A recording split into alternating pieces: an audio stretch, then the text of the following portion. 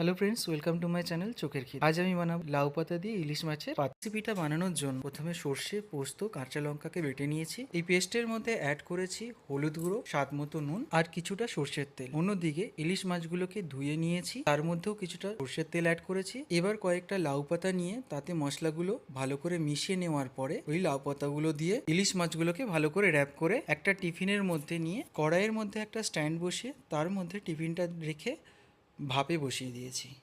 এখানে মোটামুটি 15 থেকে 25 মিনিট মতো ভাপে বসালেই তৈরি হয়ে যাবে লাউ পাতা দিয়ে ইলিশ মাছ পাতুরি। এটা খেতে খুবই সুস্বাদু হয়। ভাপে বসানোর সময় কড়াইতে কিছুটা জল দিয়ে নিতে হবে কিন্তু। তোমরা অবশ্যই এটা বাড়িতে একবার ট্রাই করো, আর আমার রেসিপি ভালো লাগলে আমার চ্যানেলটাকে সাবস্ক্রাইব করো। দেখা হবে পরবর্তী ভিডিওতে।